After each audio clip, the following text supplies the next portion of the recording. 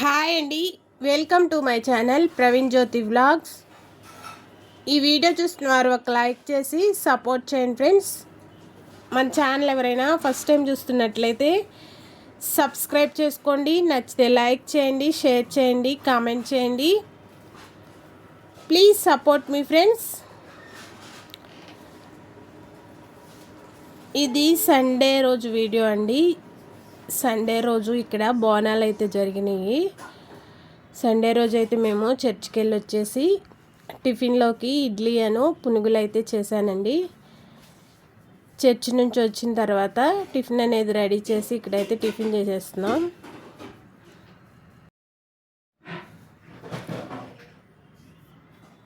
టిఫిన్లోకి అయితే ఇడ్లీ పునుగులు చేశానని చెప్పాను కదండి. ఇడ్లీ ఒకటైతే పిల్లలు తినరని కొంచెం పిండిలో మైదా కలిపి పునుగుల్లాగా కూడా వేశాను. ఇక్కడైతే అందరం కూర్చొని టిఫిన్ అయితే చేసేస్తున్నాం. సండే రోజు లంచ్లోకి అయితే నాటుకోడి కూర, పులావ్ అయితే చేసుకున్నామండి.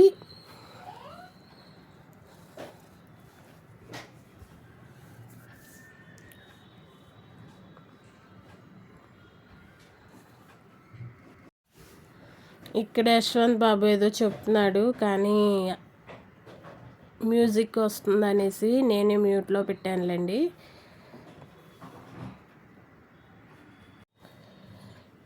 టిఫిన్ చేయడం అయిన తర్వాత అయితే వంట అయితే స్టార్ట్ చేశానండి. నాటుకోడి తెచ్చుకున్నామన్నాం కదా, కోడి అయితే తీసుకొచ్చుకున్నాం. ఇది కేజీ దాకా ఉన్నట్టుందండి. తెచ్చుకున్న దాన్ని శుభ్రం చేసి పక్కకైతే పెట్టుకున్నాను. దీనిలో పోపు కోసం సన్నగా కట్ చేసిన ఉల్లిపాయ పచ్చిమిర్చి ముక్కలు అయితే ఫ్రై చేసుకుంటున్నానండి. ఈ బ్రౌన్ కలర్లో ఫ్రై అయిన తర్వాత మనం తీసుకున్న చికెన్ అయితే వేసి కర్రీ అయితే చేసుకుందాం. మేమున్న ఏరియాలో ఈ బోనాల పండుగ అనేది బాగా చేస్తారండి. ఆషాఢ మాసంలో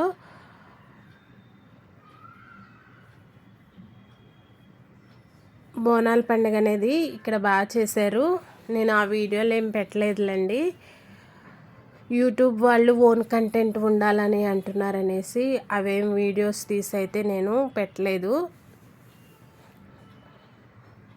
ఉల్లిపాయ పచ్చిమిర్చి ముక్కలు ఫ్రై అయిన తర్వాత తీసుకున్న చికెన్ కూడా వేసుకొని కొద్దిసేపు మగ్గిన తర్వాత దీనిలోకి అల్లం వెల్లుల్లి పేస్ట్ వేసుకున్నానండి. ఫ్రెష్గా పట్టిన అల్లం వెల్లుల్లి పేస్ట్ ఒక 2 స్పూన్ల దాకా వేసుకొని ఇది పచ్చివాసన పోయే వరకు అయితే ఫ్రై చేసుకుందాం.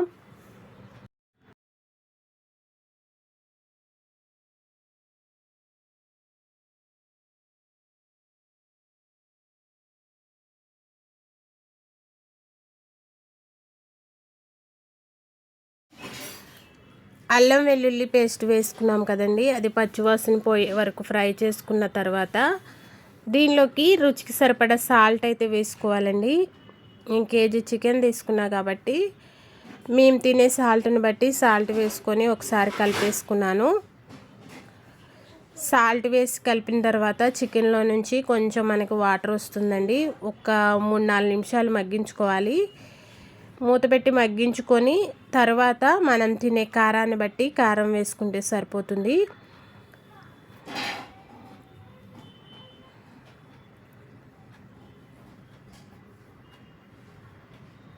వాటర్ అనేది వచ్చి చికెన్ అనేది ఇలా ఉడికిన తర్వాత దీనిలోకి కారం అయితే వేసుకుంటున్నానండి. 3 స్పూన్ల దాకా కారం పట్టింది. నాన్ వెజ్ కూర కాబట్టి కారం అనేది మనకి కొంచెం ఎక్కువే పడుతుంది.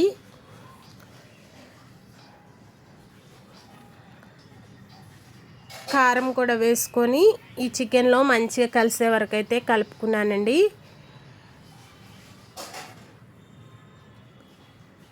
కలుపుకొని ఒక 5 నిమిషాలు మగ్గించుకుని మగ్గిన తర్వాత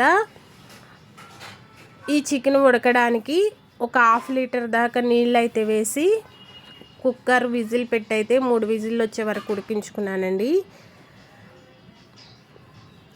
మొత్తం ఇలా కలుపుకొని మూత పెట్టి ఒక 5 నిమిషాలు అయితే ముందు మగ్గించుకున్నాను. మగ్గిన తర్వాతే వాటర్ అనేది తీసుకున్నానండి.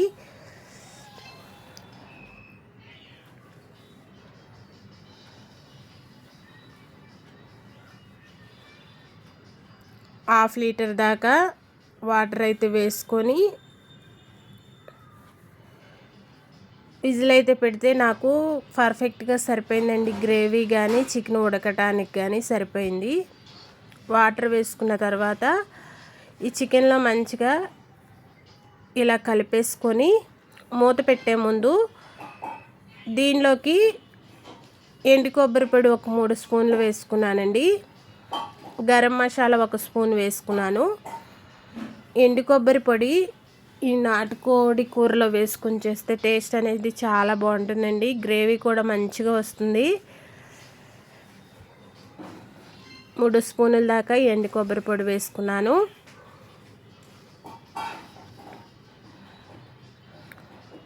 ఒక స్పూన్ దాకా గరం మసాలా అయితే వేసుకొని ఇది మంచిగా ఈ కూరలో కలిసే వరకు కలుపుకున్న తర్వాతే మూత పెట్టి విజిల్ అనేది పెట్టానండి. మన ఛానల్ ఎవరైనా ఫస్ట్ టైం చూస్తున్నట్లయితే సబ్స్క్రైబ్ చేసుకోండి. నచ్చితే లైక్ చేయండి, షేర్ చేయండి, కామెంట్ చేయండి. Please support me friends.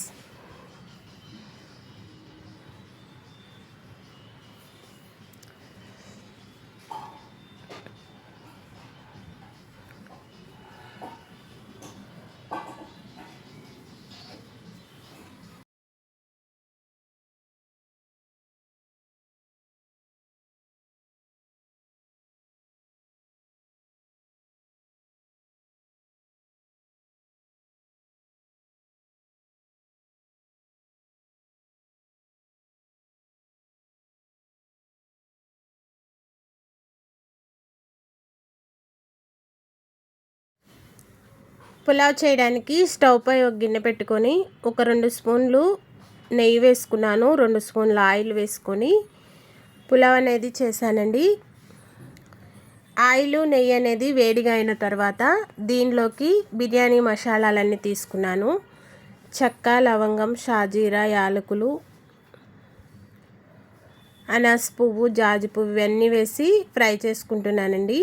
ఈ ఫ్రై అవుతుండగానే దీనిలోకి పచ్చిమిర్చి ఒక 4 తీసుకున్నాను. కొద్దిగా సన్నగా కట్ చేసిన ఉల్లిపాయ ముక్కలు కూడా వేసుకొని ఈ పోపు అంతా మంచిగా ఫ్రై అయ్యే వరకు ఫ్రై చేసుకోవాలండి. ఇది బ్రౌన్ కలర్లో ఫ్రై అయితే పులావ్ అనేది టేస్ట్ బాగుంటుంది. ఉల్లిపాయ ముక్కలు కూడా మనకి బ్రౌన్ కలర్లో రావాలి, అలా వస్తేనే టేస్ట్ బాగుంటుంది.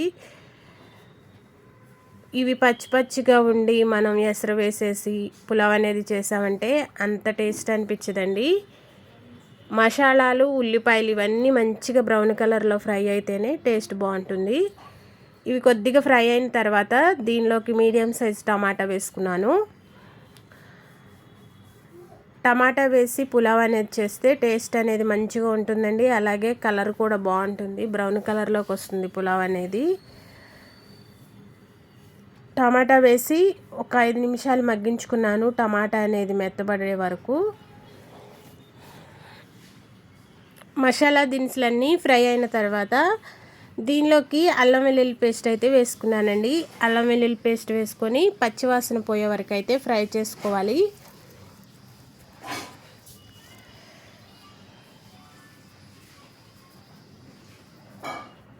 ఇది పచ్చివాసన పోయే వరకు ఫ్రై చేసుకుంటున్నానండి.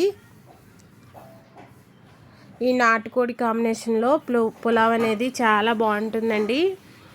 అందుకు వైట్ రైస్ చేయకుండా పులావ్ అనేది చేశాను నాటుకోడి కాంబినేషన్తో.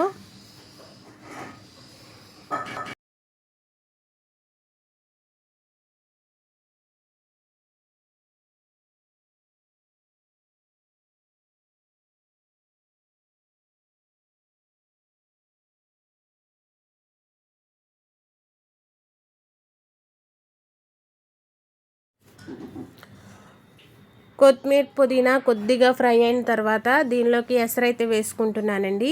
గ్లాస్ బియ్యానికి 2 గ్లాసులు వాటర్ వేసుకున్నాను. వేసుకొని ఎసరులోనే కొద్దిగా సాల్ట్ వేసి ఎసరు అనేది మరిగేటప్పుడు మనం తీసుకున్న బియ్యం అయితే వేసుకుంటే సరిపోతుంది.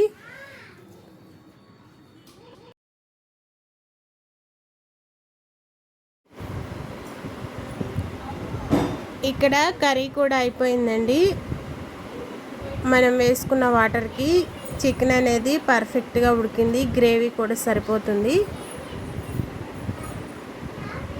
లాస్ట్లో కొద్దిగా కొత్తిమీర తీసుకుంటే సరిపోతుంది ఈ కర్రీ అనేది.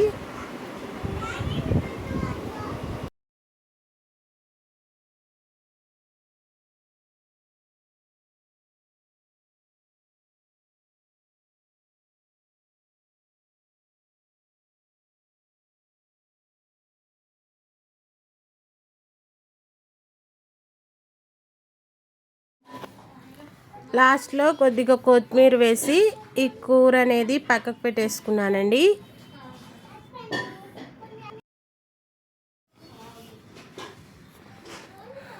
ఒక సైడ్ అయితే పులావ్ అనేది చేస్తున్నాను కదండి. ఎసరు అయితే మరుగుతున్నప్పుడే రైస్ అయితే వేసేసుకున్నాను. సోనా మసూరి రైస్తోనే పులావ్ అనేది చేశానండి. బాస్మతి బియ్యం అయితే వేయలేదు.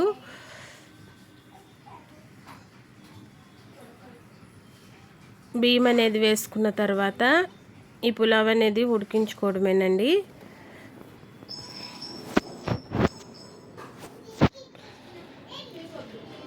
పులావ్ కూడా మనకి రెడీ అయిపోయింది.